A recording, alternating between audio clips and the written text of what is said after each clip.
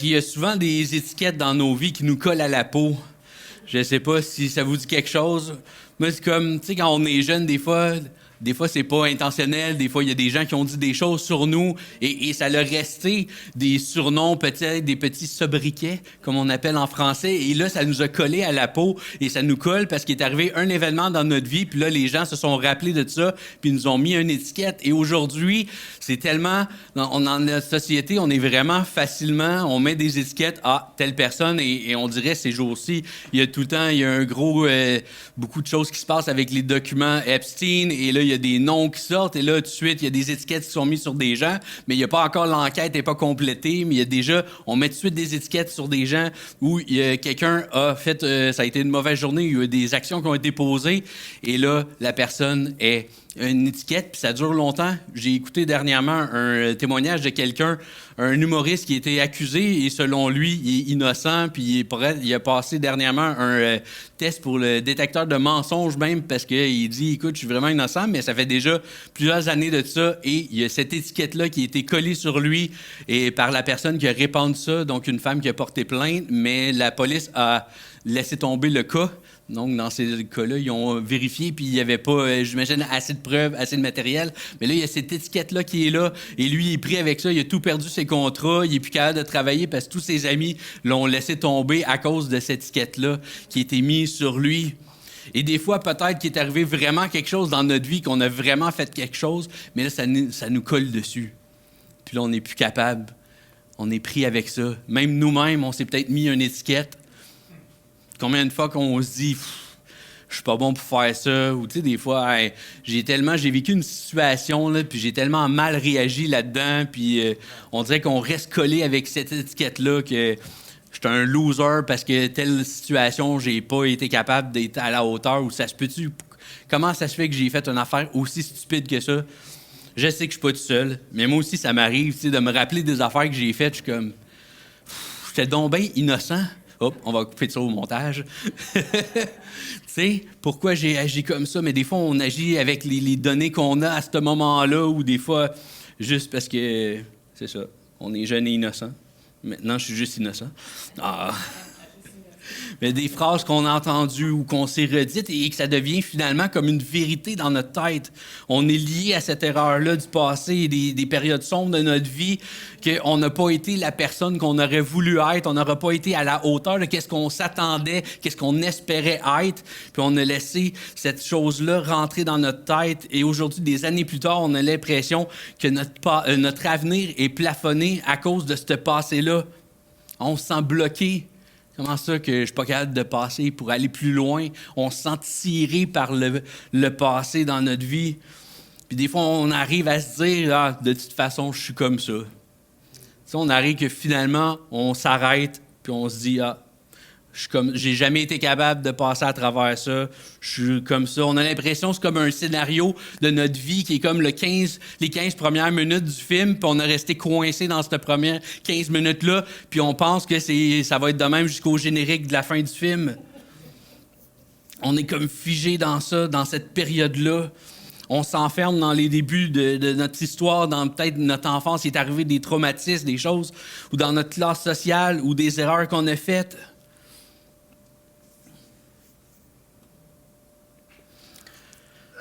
Mais si je vous disais que le Dieu de la Bible, c'est le spécialiste de la réécriture des scénarios, yeah.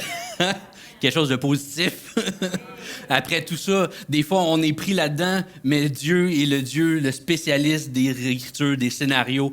Et même si on a eu un départ difficile où on a vécu un passé qui est chaotique et que ça n'aurait pas dû se passer, il y a des choses, des gens qui ont posé des gestes, des paroles qui n'auraient jamais dû arriver, mais c'est arrivé, ça a laissé une trace sur nous.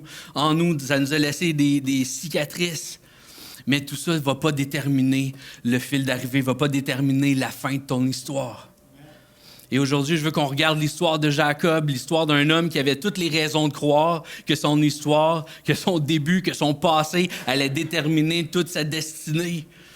Et puis, tu sais, son nom signifie justement celui qui trompe, le trompeur, le menteur. Ça commence bien. Quel est ton nom? Ouais, moi, je suis menteur.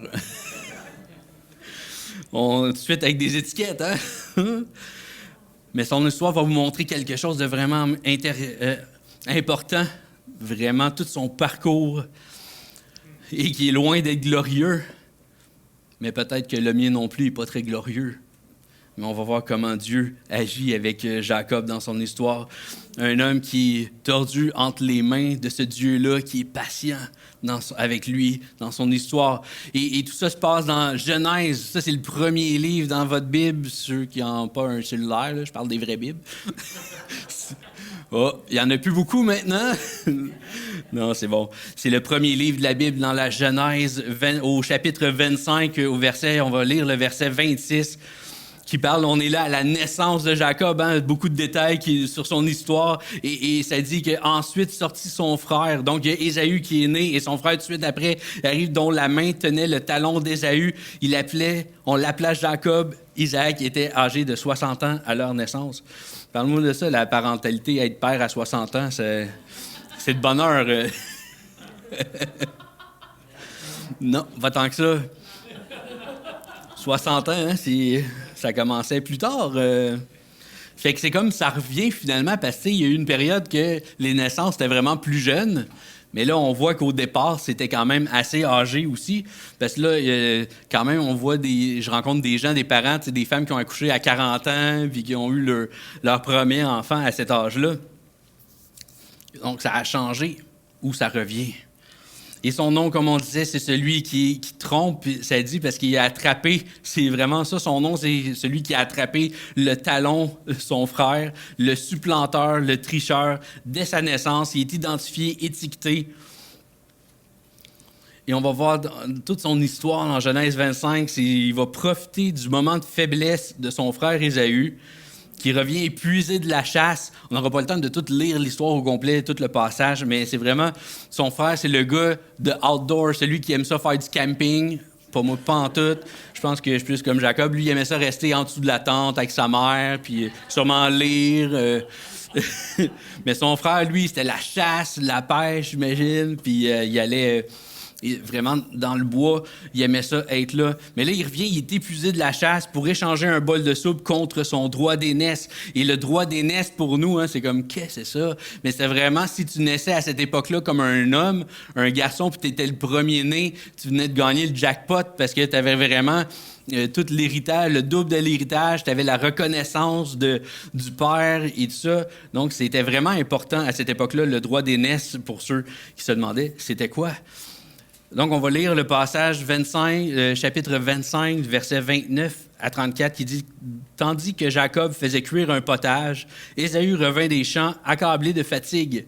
Ésaü dit à Jacob, « Laisse-moi manger de ce plat roux, car je suis fatigué. » C'est pour cela qu'on a donné à Ésaü le nom d'Édom. Jacob répondit, « Vends-moi aujourd'hui ton droit d'aînesse. » Quelqu'un qui va droit au but. Ésaü répondit au bon moment, où est-ce qu'il a faim, puis Ésaü répondit, « Je vais mourir.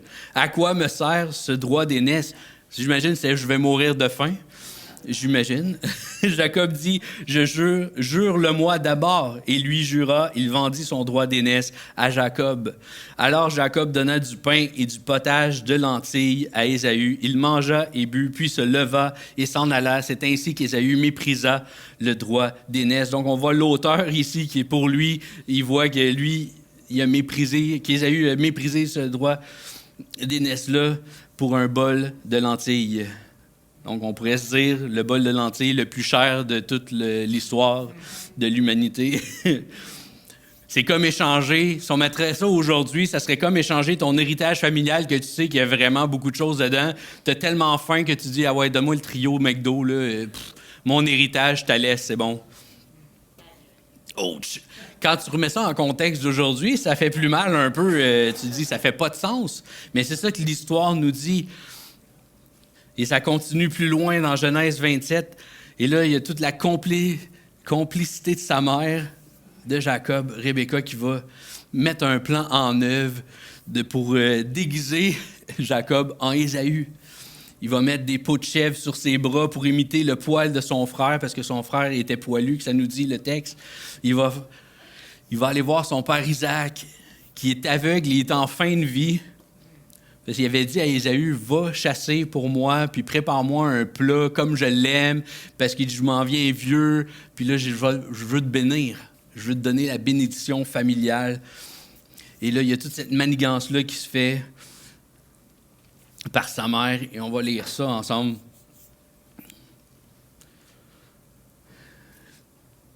Et c'est ça, il va lui mentir en pleine figure. Je suis Ésaü, ton premier-né, et il vole la bénédiction paternelle. Genèse 27, le verset 18. Il vint vers son père et dit, « Mon père, Isaac, me voici, lequel de mes fils es-tu? » Fait que déjà, la voix, il entend.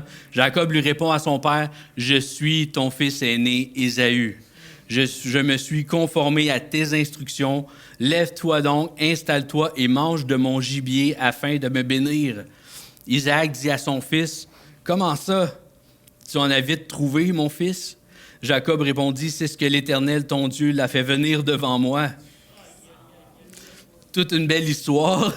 En fait, il est allé chercher, sa mère, il a dit, va me chercher 2 chevreux dans dans l'élevage, finalement, je vais les apprêter, puis tout. C'est en train de... Un beau grand bateau, hein? Ça me fait penser à une chanson de Jerry Boulet, mais en tout cas, ça, c'est une autre histoire. Monter des grands bateaux. Isaac dit à Jacob, approche-toi donc que je touche mon fils pour savoir si tu es mon fils Ésaü ou non. Jacob s'approcha de son père Isaac, qui le toucha et dit, la voix est celle de Jacob, mais les mains sont celles d'Ésaü. Il ne le reconnut pas parce que ses mains étaient velues comme celles de son frère Ésaü, et il le bénit. Il dit, « Est-ce bien toi, mon fils Ésaü, encore une fois? » Une deuxième fois, et Jacob répondit, « C'est moi. » Si on s'arrête un peu, on parle d'un gars un homme qui se fait passer pour son frère devant son père qui est mourant pour lui voler qu'est-ce qui lui appartient pas. Jacob triche pas par... juste des petits détails, hein, c'est toute son identité. Il se fait passer pour son frère carrément, avec toute cette manigance. Il ment pour obtenir ce qu'il veut. Et la conséquence va être pour lui immédiate. Ésaü, son frère, quand il va apprendre qu'il s'est fait voler, en plus, il a eu son droit d'aînesse, qui était quand même un peu relié, mais là, il a volé en plus la bénédiction. Et là, son frère, il veut vraiment le tuer. Il doit fuir. Et là, sa mère, encore là, manigance toute une affaire pour qu'elle fasse dire à son père qu'il faut qu'il aille chercher une femme dans un autre pays parce qu'ils veulent pas qu'ils prennent une femme cananéenne dans leur place où est-ce qu'il reste. Donc, il va quitter tout, va perdre sa famille, il va quitter sa famille, sa terre, son confort, la bénédiction qu'il vient de recevoir de son père, finalement, arrêter de courte durée parce que là, il doit fuir. Il se retrouve en route vers chez son oncle Laban, seul, sans rien d'autre que son bâton. Et c'est là que l'histoire va prendre un tournant inattendu. Parce que quand on regarde ça, on se dit, ça se peut pas, là, toute cette histoire-là. Je veux dire, c'est un gars que Dieu va continuer de marcher avec lui, un trompeur comme ça. On pourrait penser que ça en est fini pour lui, il va s'en aller, puis Dieu l'a rayé de la liste, là, il est ben trop tordu. Quelqu'un d'aussi manipulateur ne peut pas mériter l'attention de Dieu. Mais c'est exactement le contraire qui va se passer. C'est là que ça devient vraiment encourageant, je trouve, de voir comment Dieu va agir avec lui. Parce que Dieu se rapproche quand on est au plus bas. Là, il a tout perdu à cause de toute la manigance. Jacob est en fuite, il arrive dans ce lieu désert-là, puis en pleine nuit, il n'y a plus rien, il n'y a pas de plan B, juste une roche pour se coucher la tête. Et c'est dans ce moment de solitude-là, d'échec, de vulnérabilité, que Dieu va se manifester à lui. Dans Genèse 28, le verset 12 à 15, il fit un rêve. Une échelle était appuyée sur la terre et son sommet touchait le ciel. Des anges de Dieu montaient et descendaient par cette échelle. L'Éternel se tenait au-dessus d'elle et il dit, « Je suis l'Éternel, le Dieu de ton grand-père Abraham et le Dieu d'Isaac, son père. La terre sur laquelle tu es couché, je te la donnerai à toi et à ta descendance. Ta descendance sera pareille à la poussière de la terre. Tu t'étendras à l'ouest et à l'est, au nord et au sud, et à toutes les familles de la terre seront bénies en toi et en ta descendance. Je suis moi-même avec toi. Je te garderai partout où tu iras, et je te ramènerai dans ce pays, car je ne t'abandonnerai pas tant que je n'aurai pas accompli ce que je te dis. » Jacob fait un rêve, il voit cette échelle-là qui est de la terre jusqu'au ciel avec les anges qui montent et descendent et Dieu va lui parler. Dieu ne dit pas, écoute, Jacob, je viens de voir toute la manigance, tout ce que tu as fait. Il dit, commence par te repentir, te purifier, commence par faire le ménage de ta vie, arrête de mentir, deviens un bon gars, une bonne personne, puis après ça, on va pouvoir commencer à travailler ensemble. Non, il vient vers Jacob à ce moment-là de vulnérabilité, dans le fond, dans son pire. Puis il va lui faire les mêmes promesses qu'il a faites à Abraham, qu'il a faites à Isaac. Il va répéter encore cette promesse-là. Il continue avec cette lignée-là d'hommes qui sont vraiment comme nous et qui font des affaires, des fois comme nous, insensées. Mais Dieu travaille à travers eux. Et à travers eux, on va voir que plus tard, c'est la lignée de Judas, la lignée d'où Jésus-Christ va sortir de cette lignée de personnes-là, très imparfaites. Je sais pas pour vous, mais moi, ça m'encourage de voir comment Dieu travaille avec tous ces hommes-là et de voir comment il travaille avec Jacob, de ce qu'il continue de faire sa volonté à travers même les choix et les carrément des choses croches de la personne. Il continue de faire son œuvre quand même à travers tout ça. Il voyait, il était à ce moment-là, il ne pensait pas que Dieu était là, à cet endroit-là, mais il a fait ce rêve-là. Et peut-être que nous aussi, ce matin, on est peut-être dans un lieu où est-ce qu'on pense que Dieu n'est pas là, Dieu est absent dans notre situation dans laquelle on vit, que ça nous semble dur comme une roche, que notre vie, notre passé, c'est trop fissuré, c'est trop cassé, trop loin de tout ce qu'on espérait. Peut-être le compte de banque qui n'est pas au niveau où est-ce qu'on aimerait. Malgré que ça, on aimerait toujours ça, que ça soit toujours plus haut, toujours plus haut. Peut-être qu'on a de la difficulté dans notre couple, c'est tendu. Peut-être que nos enfants sont loin, ça nous attriste, notre santé, on a des problèmes. Et on dit peut-être, est-ce que Dieu est vraiment là? Dieu, est-tu là ou il n'est pas là? Mais Dieu va dire la même chose, il va nous dire la même chose à nous qu'il a dit à Jacob, je suis là, exactement là. Même si tu ne savais pas, tu n'avais pas réalisé que Dieu était là, il est là. Et toute son histoire va se poursuivre. Il va avoir 20 ans. Ça, c'est long. 20 années chez son oncle. Il ne va pas vivre... Hein, des fois, là, il a comme fait un rêve. Il a réalisé que Dieu était là. Il a fait un hôtel. Il a appelé cet endroit-là Béthel, la maison de Dieu. Et il va continuer son chemin. Après ça, il va s'en aller. Il va être pendant 20 ans pour son oncle Laban, qui est un personnage, comme on pourrait dire, encore plus manipulateur que lui. Donc, le manipulateur manipulé, le tricheur triché, qui s'est fait avoir à son propre jeu. Il va travailler 7 ans parce que là, il a dit « Hey, travaille pour moi 7 ans et je vais te donner ma fille. » Mais là, il va avoir, au lieu de Rachel, il va avoir une autre, Léa. Il va Après 7 ans de travail, imaginez ça, toute une trahison. On avait une entente, mais là, oups, c'était pas la bonne. Fait qu'il va devoir travailler un autre 7 ans. Imaginez l'amour qu'il avait pour Rachel. Travailler 14 ans pour pouvoir qu'elle puisse être sa femme. Combien sont prêts à faire ça? Non. Ça pourrait être une nouvelle préparation au mariage. 14 ans de travail à l'église pour pouvoir te marier. Il s'est fait avoir complètement. Il s'est fait prendre à son propre jeu. 7 ans de labeur pour la première fois et un autre 7 ans. Hein? Il s'est fait pas mal avoir. Et en plus, Laban va changer son salaire 10 fois pendant ça. Il l'exploite carrément pendant ces 20 années-là. Jacob, finalement, il se retrouve comme avec un miroir. Quelqu'un lui fait exactement ce que lui a fait. Le trompeur est trompé. On a déjà entendu dans la Bible aussi un autre, puis même, on entend ça souvent, on récolte ce que l'on sème. Ça s'applique bien dans cette situation-là. Il a vraiment comme récolté ce que lui avait semé. Il se l'est fait faire, lui-ci. Et là, mais il ne voit toujours pas qu'il se fait avoir, mais c'est un reflet de lui-même, en fait, qu'il est en train de voir. Lui, il voit clairement la malhonnêteté qu'il fait, que Laban lui fait faire. Mais il a de la misère à voir les siennes. Mais il y a un cheminement qui se fait, mais c'est lentement. Hein? Des fois, on aimerait ça, des changements, puis que déjà à cette rencontre-là avec Dieu, avec le rêve, que là, il aurait vraiment saisi quelque chose. Mais il va encore être ce Jacob, le menteur, essayer de faire encore des entourloupes, des détours. Mais il y a quelque chose, il y a une semence qui est là en lui, qui va germer tranquillement sous la terre, que Dieu est en train de faire son travail dans son cœur. Il va commencer à reconnaître la main de Dieu dans sa vie. Au verset 31, chapitre 31, au verset 7, il va reconnaître que Dieu n'a pas laissé Laban lui faire du mal. Et j'ai dit au verset, ouais, c'est ça, « Quant à votre père, il m'a trompé. » En parlant de Laban, il a changé 10 fois mon salaire, mais Dieu ne lui a pas permis de me faire du mal. Il commence à voir Dieu à travers les circonstances malgré tout. Il commence à voir que ce n'est pas sa ruse ou ses engrenages qui l'ont protégé. Il voit que la main de Dieu est sur lui.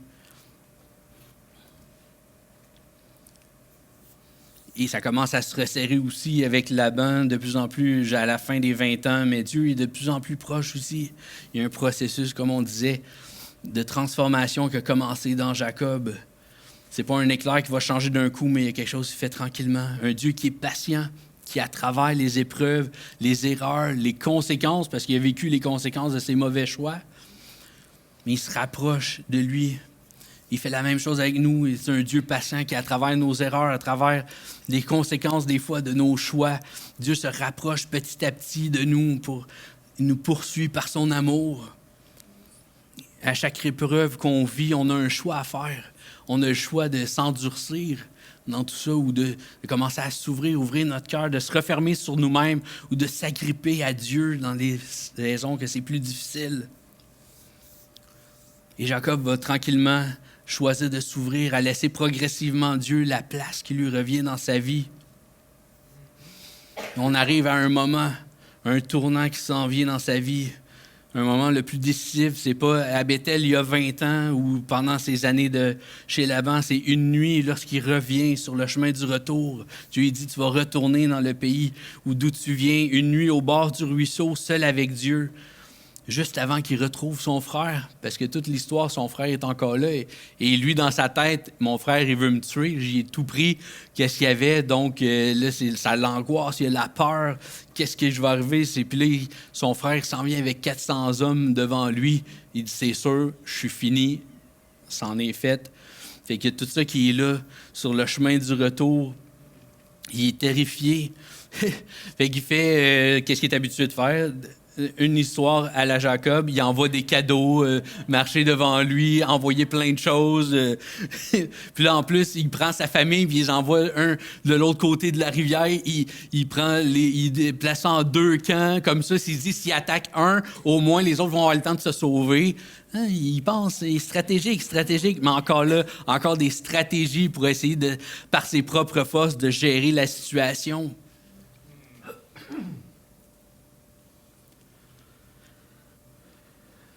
Il va prier une prière en plus, on va la lire ensemble. Même si après, il va utiliser toutes ces stratégies humaines, mais il est tiraillé entre cette foi-là, mais la peur aussi. Et au chapitre 32, verset 10, Jacob dit, « Dieu de mon grand-père Abraham, Dieu de mon père Isaac, Éternel, toi qui m'as dit, retourne dans ton pays, dans ton lieu de naissance, et je te ferai du bien. Je suis trop petit pour toutes les grâces et pour toute la fidélité dont tu as fait preuve envers moi, ton serviteur. En effet, j'ai passé ce Jourdain avec mon bâton et maintenant je peux former 2 camps. Délivre-moi de mon frère Ésaü, car j'ai peur qu'il ne vienne et ne me frappe sans épargner ni la mère ni les enfants. C'est toi-même qui as dit, je te ferai du bien et je rendrai ta descendance pareille au sable de la mer, si abondant qu'on ne peut le compter. » Et cette nuit-là, seul au bord du ruisseau, après avoir envoyé tout le monde de l'autre côté, il va y avoir quelque chose d'extraordinaire qui va se passer. Il va y avoir cette lutte-là qui va durer toute la nuit. Le texte nous dit que c'est une manifestation de Dieu lui-même. Et Jacob ne lâche pas. Même quand Dieu lui déboîte la hanche d'un simple toucher, ça doit être une douleur atroce d'avoir ça. Jacob s'accroche plus fort. Il va dire, je ne te laisserai pas aller, que tu m'aies béni. On revient encore avec cette bénédiction-là la première fois. Il a essayé de tromper, pas essayé, il a trompé son père. Et là, il combat pour avoir encore cette bénédiction, mais de la bonne façon cette fois-ci, comme une rédemption qui se passe pour lui. au verset 32, verset 27, il dit « Laisse-moi partir, car l'aurore se lève. » Jacob répondit « Je ne te laisserai pas partir avant que tu m'aies béni. » C'est spécial de voir cette image-là, Dieu qui lutte avec Jacob. Mais il n'est pas là pour le faire mourir, pour le détruire, mais pour l'amener à un point de lâcher prise, un point de brisement, que toutes les stratégies que tu as utilisées pour voler cette bénédiction-là, de tromper les autres, il faut que tu laisses ça. Et Dieu va lui poser la question la plus importante de sa vie. Quel est ton nom? Spécial. J'imagine qu'il savait son nom. Pourquoi il demande son nom? Dieu, il connaissait évidemment la réponse, mais il voulait que Jacob le dise lui-même. Parce que la dernière fois qu'il y a quelqu'un qui avait demandé « C'est quoi ton nom? Qui es-tu? » « Je suis Ésaü. » Tu sais, il a usé de ruse pour... Mais là, Dieu, il demande « Quel est ton nom? Qui es-tu vraiment? » Il voulait le forcer à réaliser, à abandonner, à lâcher prise, justement. T'sais, finalement, il va dire « Je suis Jacob, je suis le tricheur, le manipulateur, le menteur. » C'est ça que je suis. Ah! Vulnérabilité, honnêteté, Dieu l'a amené juste à ce moment-là de faiblesse. Réalise qu'est-ce qui était devenu. Qu'est-ce qui était, parce que Dieu va faire quelque chose d'extraordinaire à ce moment-là. Dans ce moment-là, le plus vulnérable de sa vie, il va enfin reconnaître, il va demander cette bénédiction-là à Dieu. Et Dieu, qu'est-ce qu'il va faire? Il va changer son nom. Il va lui donner un nouveau nom. Quel est ton nom? Je suis Jacob, celui, le tricheur, le manipulateur. Mais voici Dieu. Il va lui donner un nouveau nom. Tu t'appelleras plus Jacob, on va t'appeler Israël, car tu as lutté avec Dieu et avec les hommes et tu l'as emporté.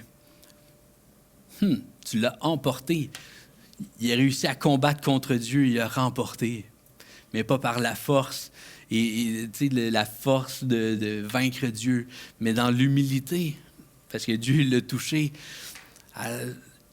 Sa hanche a été blessée, mais c'est dans ça, dans cette blessure-là, pas pendant qu'il était debout, qu'il était fort, qu'il était gagnant, mais quand il a réalisé. Parce que le prophète Osée va nous dire, il a remporté quand il a pleuré, qu'il a supplié, quand il a réalisé.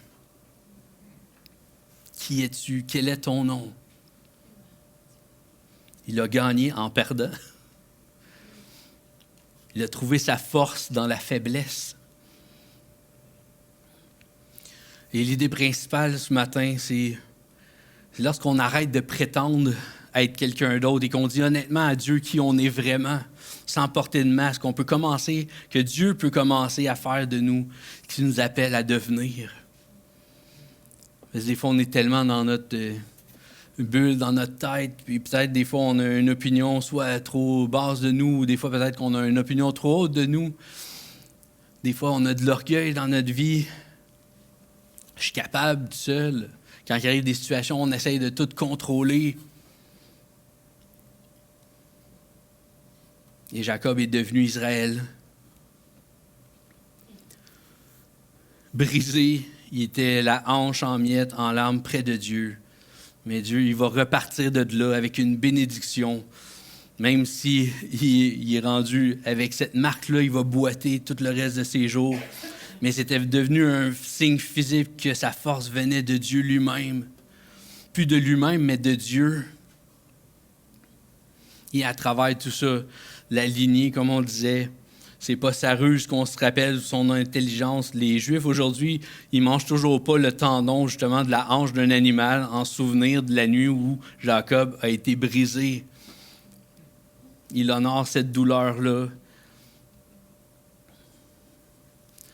Et le Dieu de Jacob, c'est le Dieu qui prend des gens imparfaits et qui les transforme. Pas en des gens parfaits, mais en nous rendant vrais, authentiques. Il veut notre cœur. Et c'est une de nos valeurs à l'Église, l'authenticité. On n'a pas envie de jouer à faire l'Église ou être un bon chrétien. C'est quoi être un bon chrétien? Bon, il y a des choses, mais tu sais, on veut être vrai, puis quand ça va pas, on va pas faire dire « oui, ça va super bien », puis faire à semblant. Des fois, ça va pas. Et c'est correct de même, ça fait partie de notre cheminement en tant qu'être humain.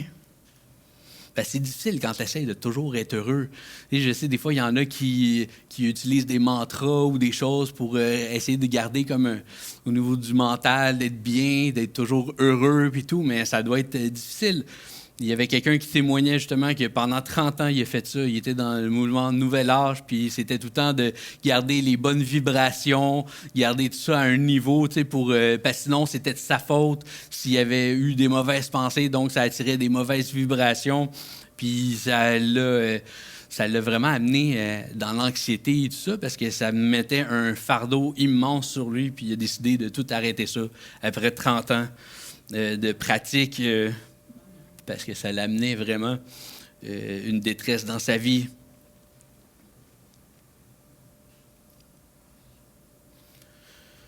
Le Dieu qui prend des gens qui sont dans le chaos et il restaure. Il est ce Dieu de restauration. Et le Dieu de Jacob est aussi notre Dieu à nous.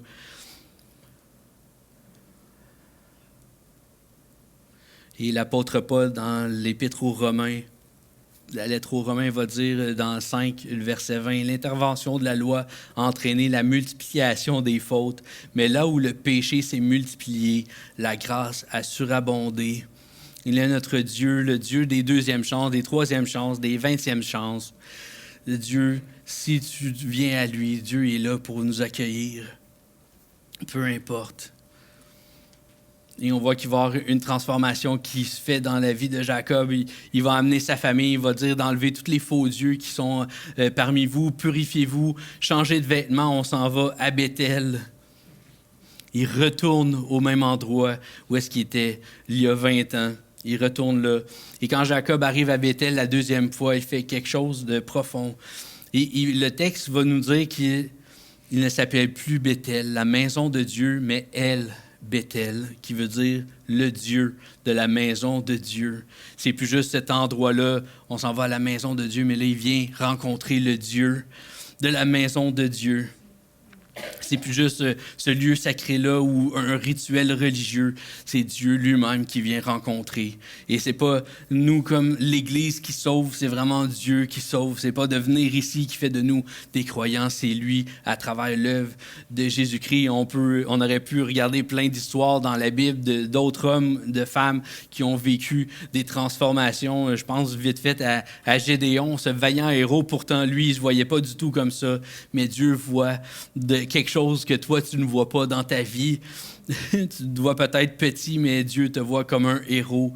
Et il prend un Pierre, l'apôtre Pierre, qui lui, c'était celui qui a parole facile, puis il était prompt, mais à travers tout ça, il a renié Jésus, puis il était comme, après ça, il était vraiment découragé, mais il a rencontré Jésus, et après, Jésus l'a utilisé pour bâtir son Église. Après, des Moïse, des David, des Paul aussi, le persécuteur de l'Église, devient celui qui va être le plus grand missionnaire à cette époque-là pour implanter des églises et propager le message de l'Évangile. En résumé, 3 choses ce matin. Tes débuts ne définissent pas ta destinée. La transformation passe souvent par le brisement, pas par une performance qu'on fait dans nos vies. Et Dieu est patient dans le processus. Et nous autres, on a de la misère avec ça. On a de la misère à concevoir ça. Mais Dieu, quand on lit ces histoires-là, on lit ça rapidement, mais tout ça s'est passé sur des années. On disait 20 ans, mais après ça, l'histoire a continué. Et des fois, c'est des décennies, on voit la fidélité de Dieu à travers tout ça. Et toute cette histoire-là mène vers cette lignée-là, comme je disais, la lignée du Dieu d'Abraham, d'Isaac, Jacob, va être la lignée de Judas qui va amener Jésus-Christ dans le monde à travers cette lignée-là. Fait qu'on ne peut pas ne pas parler de Jésus à travers ça. Jacob a lutté avec Dieu toute la nuit. Il a été brisé. Il a reçu un nouveau nom. Sa transformation était une progression. Il a continué, puis il a trébuché encore. Il est arrivé plein de choses dans sa famille. Après aussi, pas très heureuse. Mais quand on lève les yeux un peu à travers la lignée, on arrive à Jésus-Christ.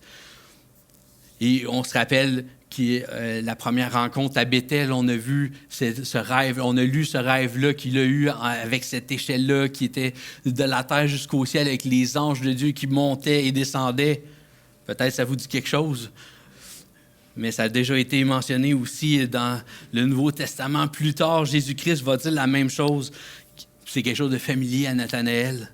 Vous verrez le ciel ouvert et les anges de Dieu monter et descendre sur le Fils de l'homme.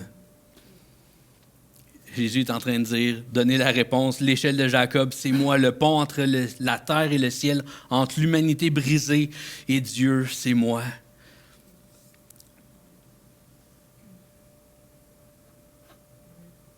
Jacob a lutté avec Dieu. Il a pris un coup à la hanche, ça l'a brisé. Et Jésus à la croix, il a lutté avec la justice de Dieu. Il a reçu le coup à notre place. Pas à la hanche, mais tout son corps au complet, chaque once de jugement, chaque conséquence de nos mensonges, de nos tricheries, de nos masques, tout est tombé sur lui. Et Timothée Keller va dire, Jésus est le vrai et meilleur Jacob qui a lutté avec Dieu, a reçu le coup de la justice que nous, on méritait, de sorte que nous, comme Jacob, nous recevions que les blessures de la grâce et celles qui nous réveillent et qui nous forment. Il est celui qui change nos vies et on peut lui faire confiance. Il est celui qui ouvre le chemin pour nous.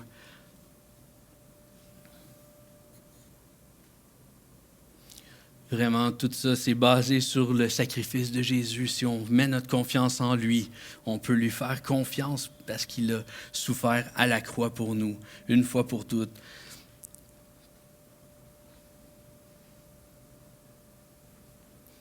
Et peut-être que ce matin, on est chargé, on se sent lourd peut-être dans nos vies.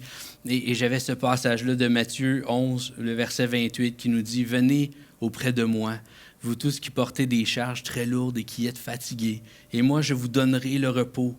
Je ne cherche pas à vous dominer. Prenez donc vous aussi la charge que je vous propose et devenez mes disciples. Ainsi vous trouverez le repos pour vous-même. » Alors, c'est une invitation aujourd'hui à venir à Dieu, celui qui nous restaure dans nos vies brisées, qui veut changer cette étiquette-là qu'on s'est peut-être mis ou que quelqu'un nous a mis dessus. Il veut nous amener à Jésus pour qu'on soit restaurés. Amen. Penchons nos têtes, on va prier. Ah, merci Dieu, parce que tu es ce Dieu qui nous délivre, tu es ce Dieu qui nous restaure, qui nous